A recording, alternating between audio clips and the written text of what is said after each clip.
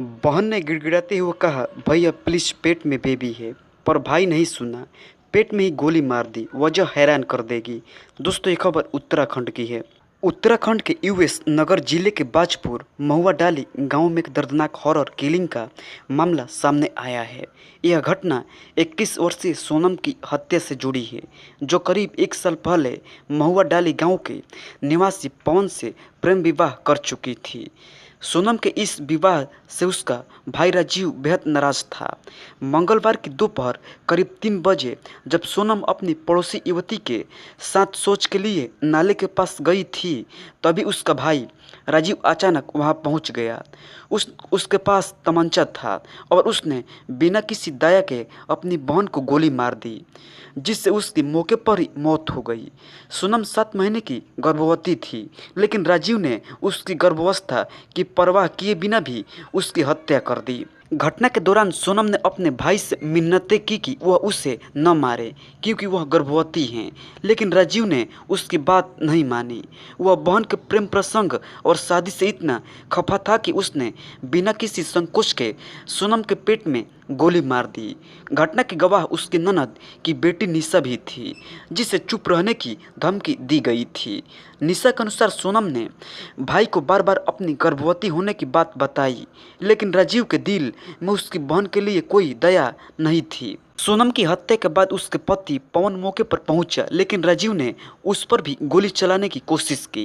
पवन किसी तरह जान बचाकर भागने में सफल रहा, लेकिन राजीव ने उसका पीछा करते हुए उसे भी मारने की कोशिश की। सूचना मिलते ही पुलिस घटनास्थल पर पहुंची और मामले की जांच शुरू कर दी। एसएसपी काशीपुर अभय सिंह ने बताया कि पवन की शिकायत पर राजीव के खिलाफ हत्या का मामला दर्ज कर लिया गया है। यह घटना एक बार फिर से परिवार के अंदर पनपने वाले कट्टरपंथी सोच और गैरकानूनी हत्या के मामलों को उजागर करती है। सोनम की हत्या ने सभी को झकझोर कर रख दिया है और यह मामला दर्शाता है कि किस तरह से पारिवारिक विवाद और समाज में प्रतिष्ठा के धाराओं के चलते निर्दोष लोगों की जानें जा रही हैं। पुलिस ने मामले की जांच शुरू कर दी है और आरोपियों को जल्द से जल्द सजा दिलाने की अविश्वास दिया है। बेटी कहीं प्रेमी के साथ भाग न जाए, परिजनों ने गला घोटकर कर दी हत्या, शव को नहर में फेंका। दोस्तों ये खबर उत्तर प्रदेश के इटावा की है। उत्तर प्रदेश के इटावा से 14 साल की नाबालिग लड़की की हत्या का मामला सामने आया है। पुलिस ने मृतक की मां, चाचा और अन्य आरोपियों को गिरफ्तार किया है, जबकि इस घटना में शामिल अन्य आरोपी फरार बताए जा रहे हैं। पुलिस ने बताया है कि आरोपियों ने हत्या के बाद लड़की का शव नहर में फेंक दिया था। जसवंत नगर थाना पुलिस ने शव बरामदगी के 8वें दिन तीनों को गिरफ्तार कर घटना का खुलासा किया है। पूरा मामला ऑनर किलिंग से जुड़ा हुआ है। पुलिस को पूछताछ में मृतक लड़की की मां ने बताया है कि वो दिल्ली में अपने परिवार के साथ रहती थी। मोहल्ले में रहने वाले लड़के से उनकी बेटी की दोस्ती हो गई थी। लड़की को कई बार समझाया गया पर वो नहीं मानी। फिर उसके पिता ने परिवार को गांव में भेज दिया। बावजूद इसके दोनों की दोस्ती पर इसका कोई असर नहीं पड़ा और लड़का उससे मिलता रहा। दरमियान 12 अप्रैल को गांव में दोनों को एक साथ देखा गया और इसकी जानकारी लड़की के परिवार को लग गई। बेटी के प्रेमी के साथ भाग जाने और बदनामी के डर ने उन्होंने बेटी की गला घोंटकर हत्या कर दी। शव को मोटरसाइकिल पर ले जाकर नहर में फेंक दिया। लड़की का शव 13 अप्रैल को जसवंत नगर थाना क्षेत्र के ग्राम भतौरा नहर पुल में पुलिस को पड़ा मिला, जिसकी शिनाख्त अरविंद धोबी की पुत्री निवासी ग्राम कचपुरा थाना जसवंत नगर के तौर पर हुई थी। पुलिस ने शव को कब्जे में लेकर पोस्टमार्टम के लिए भेजा, जिसमें पता चला कि लड़की की मौत गला घोंटने से हुई है। शव मिलने के कई दिनों बाद 18 अप्रैल को मृतक की मां रेणु देवी के द्वारा अभियुक्तगण भागीरथ तथा शिवसागर पता अज्ञात के द्वारा लड़की को बहला फुसलाकर भगा ले जाने तथा हत्या करके शव नहर में फेंक देने का मुकदमा दर्ज करवाया गया था। फोन सर्विलांस और गुप्त सूचना के आधार पर पुलिस को मृतक लड़की के परिजनों पर शक हुआ। लड़की की मां को हिरासत में लेकर कड़ाई से पूछताछ की गई और सारा मामला खुलकर सामने आ गया। पुलिस टीम के द्वारा मुखबिर की सूचना के आधार पर विभिन्न स्थानों में मृतक की मां रेणु देवी, चाचा ब्रिजेश कुमार, पुत्र मनीराम धोबी, निवासीगण कछपुरा और चाचा के साथी दलवीर सिंह उर्फ मोटे, पुत्र श्याम सिंह जाटव, निवासी नंगला, बेनिसाल थाना जसवंत नगर को गिरफ्तार किया है। इस मामले पर एसपी कपिल देव सिंह ने बताया है कि जसवंत नगर के भटौरा पुल के नीचे नहर में एक नाबालिग लड़की का शव मिला था। शव का पोस्टमार्टम कराया गया तो पता चला कि गला घोटकर हत्या की गई है। मृतक की पहचान होने के बाद ही परिजनों ने पुलिस में शिकायत दर्ज कराई थी। जांच के दौरान पुलिस को हत्या में परिजनों की भूमिका नजर आई। साक्ष्य के आधार पर मृतक लड़की की मां और चाचा और अन्य साथी को गिरफ्तार कर लिया गया है। पूछताछ में आरोपी ने बताया है कि उन्होंने डर था कि कहीं उसकी बेटी अपने प्रेमी के साथ भाग न जाए, इसलिए उन्होंने उसकी हत्या कर दी। रेप पीड़िता से मैच हुआ नवाब सिंह यादव का डीएनए, लड़की की बुआ भी आरोपी, जाने कनौज कांड की पूरी टाइमलाइन। दोस्तों ये खबर उत्तर प्रदेश के कनौज की है। यूपी के कनौज में नाबालिग से रेप केस में फंसे पूर्व ब्लॉक प्रमुख नवाब सिंह यादव की मुश्किलें बढ़ गई है। नवाब का रेप पीड़िता के साथ डीएनए सैंपल मैच हुआ है। इसी के साथ नाबालिग लड़की से बलात्कार की पुष्टि हो गई है। फोरेंसिक टेस्ट रिपोर्ट में इसका खुलासा हुआ है। रेप की पुष्टि होने के बाद सूबे की सियासत फिर से गर्मा गई है। बीजेपी ने समाजवादी पार्टी पर निशाना साधना शुरू कर दिया है। इस केस को लेकर दोनों दल शुरू से आमने सामने रहे हैं। सीएम योगी भी अपने भाषणों में इसका जिक्र कर चुके हैं। आपको बता दें कि नवाब सिंह यादव पर अब कनौज पुलिस नाबालिग से रेप के साथ साथ पॉक्सो एक्ट के तहत चार्जशीट भी दाखिल करेगी। एसपी अमित कुमार आनंद ने डीएनए रिपोर्ट में दुष्कर्म की पुष्टि की बात कहते हुए यह जानकारी दी है। उन्होंने कहा है कि कनौज रेप केस में मुख्य आरोपी नवाब सिंह यादव का डीएनए सैंपल मैच हो गया है। ये फोरेंसिक रिपोर्ट कनौज पुलिस को मिल गई है, जिसमें नाबालिग से बलात्कार की पुष्टि हो गई है। फिलहाल मामले में आगे की कार्रवाई की जा रही है। आपको बता दें कि ये मामला 11 अगस्त की रात का है, जब नवाब सिंह यादव ने नाबालिग लड़की के साथ अपने महाविद्यालय में रेप किया था। उसी रात पीड़िता ने 112 नंबर डायल कर पुलिस को मदद के लिए बुलाया था। मौके पर 112 और कोतवाली पुलिस टीम पहुंची, जहां पर पीड़िता की बुआ भी मौजूद थी। पुलिस ने मौके से नवाब सिंह को हिरासत में ले लिया था। पुलिस के मुताबिक जिस समय वह कमरे में दाखिल हुई उस समय नवाब सिंह आपत्तिजनक हालत में था। इस दौरान पुलिस ने बुआ से भी पूछताछ की थी। हालांकि तब किसी को पता नहीं था कि इस केस में बुआ की मिलीभगत है। पीड़िता की शिकायत के आधार पर पुलिस ने मामला दर्ज किया है और 13 अगस्त को उसकी मेडिकल जांच कराई गई। रेप की पुष्टि होने के बाद पुलिस ने छेड़छाड़ और रेप से संबंधित धाराओं में नवाब पर एफआईआर दर्ज कर उसे गिरफ्तार कर जेल भेज दिया है। गौरतलब है कि कनौज रेप कांड की दूसरी आरोपी पीड़िता की बुआ है, जो नाबालिग को लखनऊ से लेकर नवाब सिंह यादव के पास उसके महाविद्यालय में पहुंची थी। आरोपी की घटना के समय वह कमरे से बाहर मौजूद थी। पीड़िता ने उससे आवाज़ भी लगाई, लेकिन उसने कोई मदद नहीं की थी। फिलहाल पुलिस नवाब सिंह यादव पर पीड़िता की बुआ दोनों को अरेस्ट कर चुकी है। हालांकि बुआ काफ़ी दिनों तक फरार थी। उसने अपने बयान भी बदले हैं, पुलिस को गुमराह भी किया है। कोर्ट के आदेश के बाद पुलिस ने शुक्रवार 17 अगस्त को नवाब सिंह यादव का डीएनए सैंपल लिया। डॉक्टरों की टीम के साथ सैंपल लेने के लिए पुलिस जिला जेल पहुंच चुकी थी।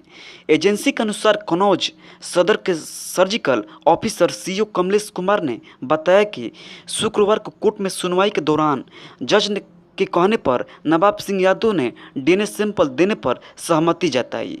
सीओ ने बताया कि नवाब सिंह की सहमति के बाद डॉक्टरों के साथ पुलिस टीम सैंपल लेने के लिए अगौनी स्थित जिला जेल गई। सैंपल को सील कर जांच के लिए फोरेंसिक लैब में भेज दिया गया। काफ़ी जांच पड़ताल के दौरान पुलिस को पता चला कि रेप पीड़िता की बुआ और आरोपी नवाब सिंह का एक दूसरे को काफ़ी समय से जानते थे। उनके बीच में शारीरिक संबंध भी थे। इससे पहले बुआ ने पुलिस जांच को गुमराह करने की कोशिश भी की थी। उसने कहा कि नवाब सिंह को फंसाया जा रहा है और इसके पीछे सपा के कुछ ब्राह्मण नेताओं का हाथ है। हालांकि कॉल डिटेल्स और अन्य साक्ष्यों ने साफ हो गया है कि वो झूठ बोल रही थी। पहले तो बुआ ने आरोपों को राजनीतिक से प्रेरित बताते हुए खारिज कर दिया था। लेकिन जब पीड़िता ने अपनी मां को सारी बात बताई और कहा कि बुआ भी नवाब सिंह से मिली हुई है, तो केस आईने की तरह साफ हो गया। पीड़िता ने कहा कि उसके साथ जब रेप हुआ तो बुआ बाहर ही मौजूद थी, लेकिन कोई मदद नहीं की, जिसके बाद बुआ फरार हो गई थी। पीड़िता की मां की शिकायत पर बुआ को भी सह आरोपी बनाया गया है। 21 अगस्त को पुलिस ने आरोपी बुआ को गिरफ्तार कर लिया है, जब वो अपने घर जाने की कोशिश कर रही थी। इस बीच नवाब सिंह यादव के करीबी रिश्तेदार की अवैध संपत्ति पर प्रशासन ने बुलडोजर एक्शन भी लिया था। तिरवा में बने बांके बिहारी कोल्ड स्टोर की बाउंड्री वॉल, जो कि 450 वर्ग मीटर सरकारी जमीन पर बनी थी, उसे निस्तनाबूद कर दिया गया है। इस बीच 29 अगस्त को खबर आई कि रेप के आरोपी पूर्व ब्लॉक प्रमुख नवाब सिंह यादव के भाई नीलू यादव ने पीड़िता की बुआ को अपने बयान से पलटने का लालच दिया था। उसने बुआ के करीबी के अकाउंट में करीब 4 लाख रुपए भी भेजे थे। इस मामले को लेकर एसपी अमित कुमार आनंद का कहना है कि नवाब सिंह के भाई की तलाश की जा रही है। उस पर 25,000 रुपये का इनाम भी घोषित किया गया है। 2 सितंबर को आई रिपोर्ट में नवाब सिंह का रेप पीड़िता से डीएनए सैंपल मैच कर गया है। अब फोरेंसिक रिपोर्ट में अन्य साक्ष्यों के आधार पर पुलिस इस मामले में आगे की कार्रवाई कर रही है। पुलिस के अनुसार रेप के आरोपी नवाब सिंह यादव और सह आरोपी पीड़िता की बुआ दोनों पर सख्त कानूनी कार्रवाई की जाएगी। जल्द जांच पूरी कर कानूनी प्रक्रिया के तहत दोषियों को सजा दिलाने के लिए प्रयास जारी है। लोन रिकवरी एजेंट ने घर आकर किया बेइज्जत, पति पत्नी और बेटी ने जहर खाकर दे दी जान। दोस्तों, ये खबर यूपी के हापुड़ की है। यूपी के हापुड़ में लोन रिकवरी एजेंट से परेशान होकर एक दंपत्ति ने अपनी बेटी के साथ मिलकर जहर खाकर खुदकुशी कर ली। एक ही परिवार में 3 लोगों की मौत से इलाके में मातम पसरा हुआ है। इस सामूहिक खुदकुशी को लेकर पुलिस ने कहा है कि पति पत्नी और उनकी 18 साल की बेटी ने जहर खाकर अपनी जान दे दी। वहीं ग्रामीणों का दावा है कि बैंक का लोन चुकाने में विफल रहने के बाद रिकवरी एजेंटों ने उन्हें परेशान किया था। पुलिस ने कहा है कि यह घटना कपूरपुर इलाके के सपनावंत गांव में हुई। उन्होंने कहा कि उन्हें मामले में अभी तक की कोई शिकायत नहीं मिली है। पुलिस ने बताया है कि ग्रामीणों ने आरोप लगाया है कि निजी बैंक के एजेंट कर्ज चुकाने के लिए परिवार को लगातार परेशान कर रहे थे, जिसके बाद उन्होंने जानलेवा कदम उठा लिया। मृतक के नाम संजीव राणा, जिनकी उम्र 48 वर्ष, पत्नी प्रेमवती, जिनकी उम्र 45 वर्ष, बेटी पायल, जिनकी उम्र 18 वर्ष है। परिवार में 2 नाबालिग बेटे भी हैं। कपूरपुर एसएचओ अवनीश शर्मा ने कहा कि कुछ समय पहले उन्होंने अपने बच्चों की शिक्षा के लिए एक निजी बैंक से 5 लाख रुपए लोन लिया था। पुलिस ने बताया है कि 31 अगस्त की रात 5 रिकवरी एजेंट राणा के घर पहुंचे और परिवार को धमकी भी दी थी। पुलिस ने कहा कि ग्रामीणों ने कहा कि परिवार इससे आहत हुआ और उन्होंने आत्महत्या कर ली। पुलिस ने बताया है कि जब दंपत्ति ने जहर खाया तो उनके बेटे घर पर नहीं थे। ग्रामीणों ने तीनों को मेरठ एक निजी अस्पताल में भर्ती कराया था, जहां उनकी मौत हो गई। सर्कल अधिकारी स्तुति सिंह ने कहा कि शुरुआती जांच में पता चला है कि परिवार ने कर्ज चुकाने में असमर्थ होने के कारण आत्महत्या की है। संजीव राणा की मौत रविवार रात को हुई, जबकि उनकी पत्नी और बेटी की मौत सोमवार को हुई। एसएचओ शर्मा ने कहा कि इस मामले में कोई शिकायत दर्ज नहीं कराई गई है। पुलिस वालों का दोस्त निकला 19 साल के आर्यन का हत्यारा, गौरक्षा के नाम पर ऐसे करता था गुंडई। दोस्तों, ये खबर उत्तर प्रदेश के फरीदाबाद की है। फरीदाबाद में 24 अगस्त को गौ तस्करी के शक में 12वीं के छात्र आर्यन मिश्रा को गोली मारने वाले अनिल कौशिक के लिए आधी रात को सड़कों पर गाड़ियों का पीछा करना कोई नई बात नहीं थी। कौशिक और उसके गुट के गौरक्षक ये काम अक्सर किया करते थे।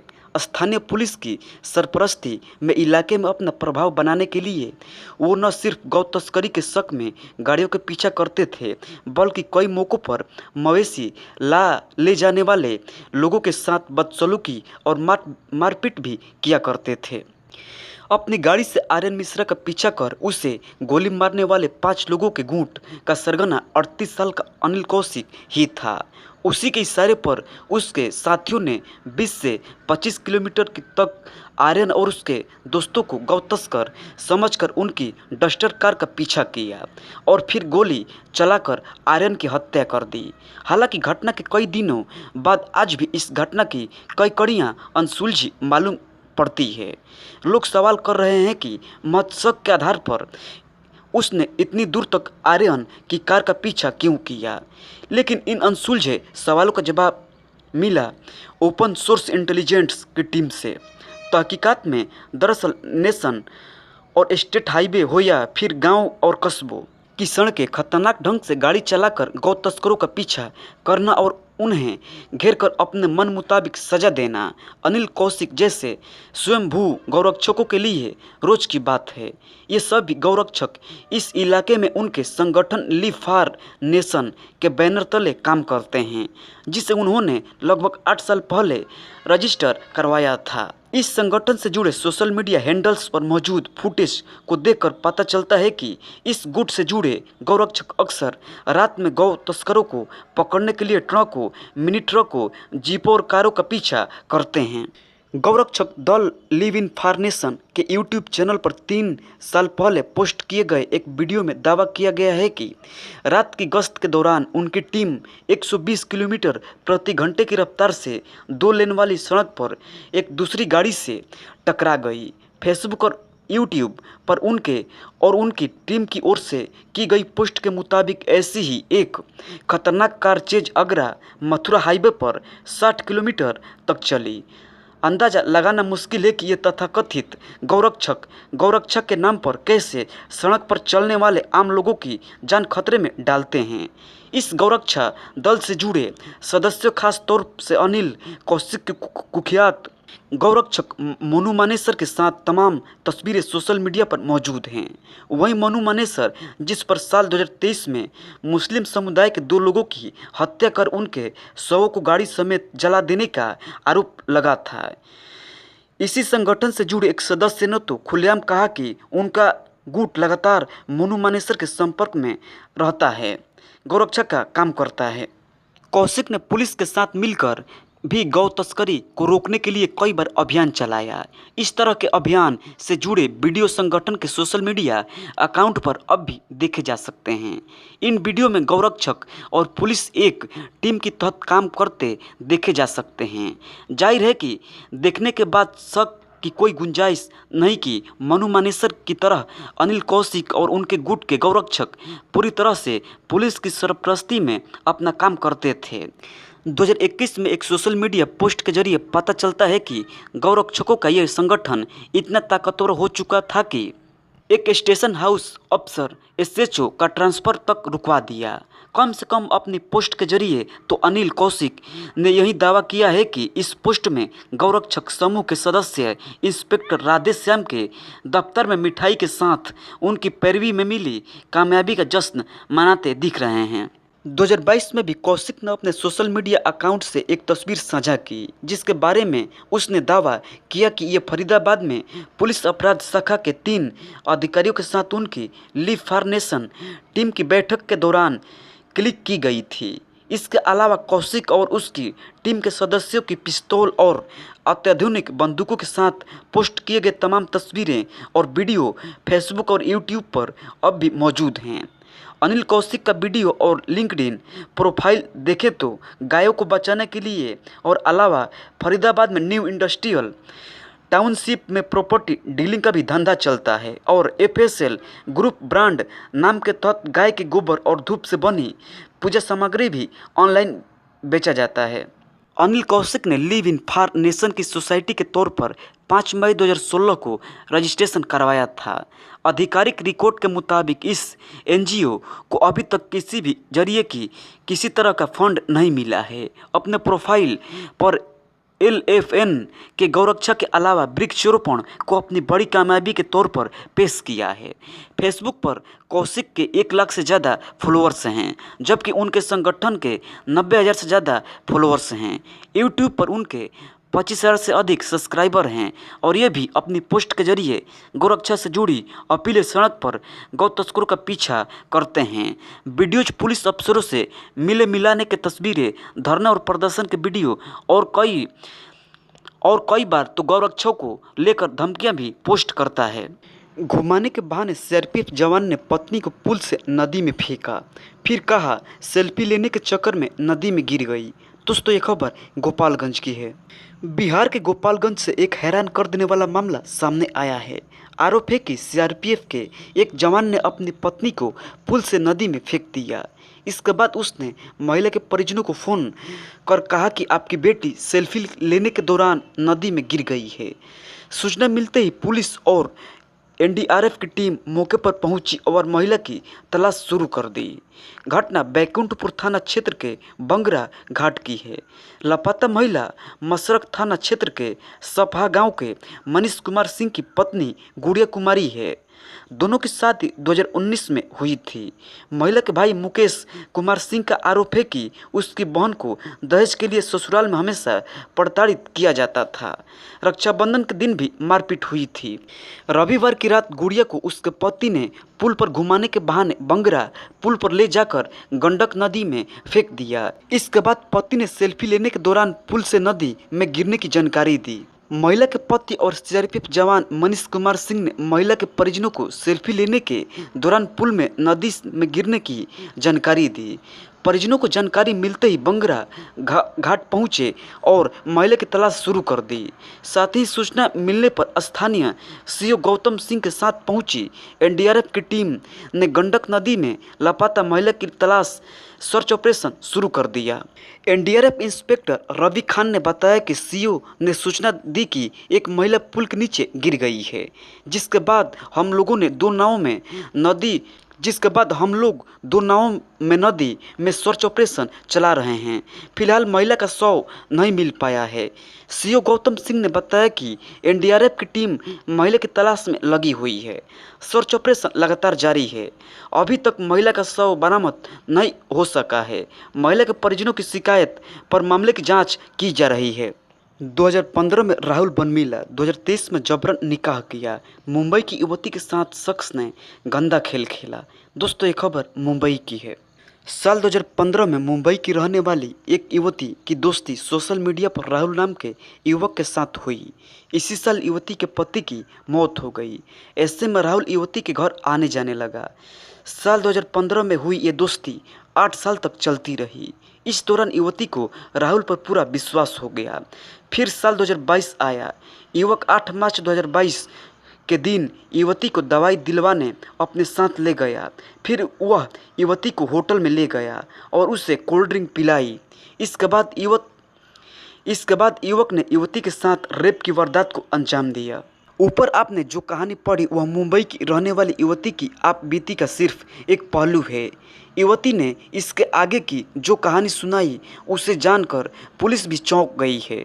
दरअसल युवती को आगे पता चलता है कि जिसे वह राहुल समझ रही है वह राहुल है ही नहीं। जिस युवक के साथ वह पिछले 8 या 9 सालों से संपर्क में है उस युवक की वह पहचान है ही नहीं। हापुड़ पुलिस में युवती ने युवक के खिलाफ जो आरोप लगाए हैं वह हैरान कर देने वाले हैं। युवती का आरोप है कि होटल में रेप करने के बाद आरोपी ने उससे उसकी अश्लील वीडियो दिखाई। जब पीड़िता ने आरोपी से वीडियो हटाने के लिए कहा तो आरोपी ने उसे शादी का झांसा दिया। शादी के बाद युवती ने हामी भर दी। पीड़िता के मुताबिक 25 मार्च 2023 के दिन आरोपी युवक उसके घर आया और मुंबई से दिल्ली के एक धार्मिक स्थान पर ले गया। वहां पहले से ही 2 युवक मौजूद थे। जैसे ही युवती ने वह धार्मिक स्थल देखा वह सन्न रह गई। दरअसल तब जाकर युवती को पता चला कि जिसे वह पिछले 9 सालों से राहुल समझ रही थी वह वसीम मलिक निकला। युवती का आरोप है कि उस दिन आरोपियों ने जबरन उसका निकाह आरोपी युवक के साथ करा दिया। निकाह के बाद वसीम उसे सेक्टर 49 के बरौला लेकर पहुंचा। इस दौरान उसके साथ रेप की वारदात को भी अंजाम देता रहा। युवती के मुताबिक हद तो तब हो गई जब आरोपी उसकी 8 साल की बेटी पर भी इस्लाम अपनाने का प्रेशर बनाने लगा। युवती का कहना है कि वसीम मलिक कई सालों से सोशल मीडिया पर लव जिहाद चला रहा है। पीड़िता ने अब पुलिस से आरोपी के खिलाफ सख्त से सख्त कार्रवाई की मांग की है।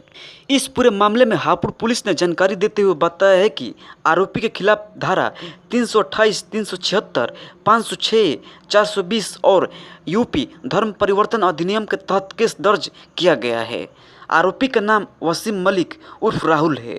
वह थाना बाबूगढ़ का रहने वाला है। आरोपी को जेल भेज दिया गया है। प्रेमिका बना रही थी शादी के दबाव, प्रेमी ने गला काट कर दी हत्या, नाले में पड़ा मिला शव। दोस्तों ये खबर उत्तर प्रदेश के फतेहपुर की है। उत्तर प्रदेश के फतेहपुर जिले में लड़की की हत्या का खुलासा करते हुए पुलिस ने आरोपी प्रेमी को गिरफ्तार किया है। बताया जा रहा है कि लड़की का किडनैप करने के बाद उसकी बेरहमी से हत्या कर दी गई। पुलिस ने हत्या में इस्तेमाल की गई बाइक और आला कत्ल भी बरामद किया है।